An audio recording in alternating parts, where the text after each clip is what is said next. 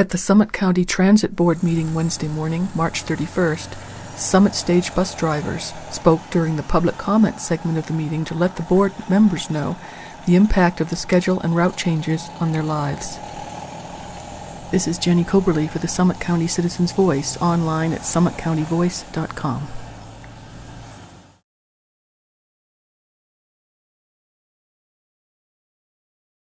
Can I ask one of the other drivers to speak to the impact of the 4-day versus 5-day scheduling on families and themselves?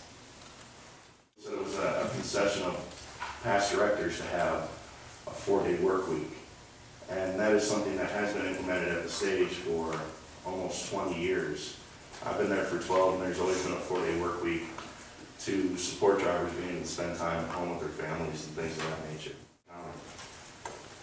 The 5-day work week interferes with the driver's opportunity for a second job to supplement income. And drivers are limited to the total work hours by CDL regulations.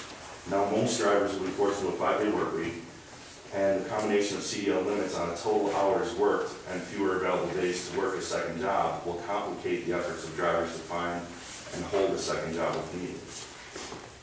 I'm a little confused about requiring drivers to go over to Leadville. I know when I take a job, I expect to be working in a certain place, and I think most of the drivers, when they took this job, expected to be working in Summit County.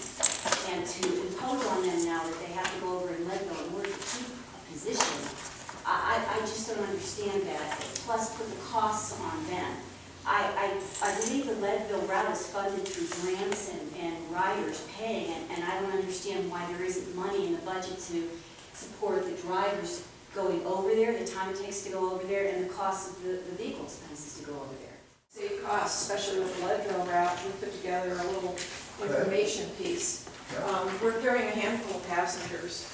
It's really kind of disappointing, and maybe this was not the best time to start running buses to Leadville. But we could easily carry passengers in a van.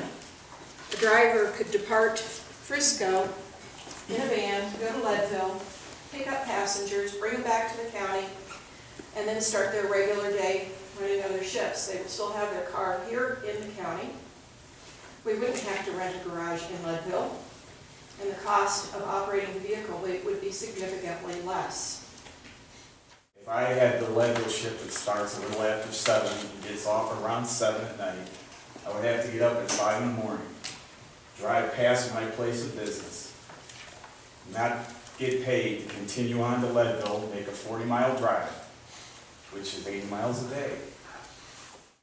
I would punch out of Leadville at 7 o'clock and probably not get home till 8 o'clock at night. That's 15 hours. That is a long day. My name is Bill Acuff. I'm an executive board member. I am the chief negotiator for the union in our wage dispute. In addition, I'd just like to offer an alternative that might be considered by the staff. I have a great deal of confidence in Martina Ferris and her ability to analyze these numbers. And what I suggest that the staff do is submit all of the documents to Ms. Ferris and have her give us an independent assessment of the actual cost savings or not, including the documents that Kara's presented. And in the interim, that the board consider not implementing this schedule until those cost savings can be verified and justified. My name's Thad Knoll, and I know a lot of you in here, but I just want to let people know our goal was not to go to 5-day week work weeks. Our goal is to keep 4-day schedules. We just couldn't come up with a schedule that maximized the hours worked and that worked within the schedule. And so we will do everything that we can to get back to a 4-day schedule come winter. Okay. All right. Anything else? There were a few drivers who couldn't make it today and sent me letters to submit on their behalf. Okay. Thank you very much. All right.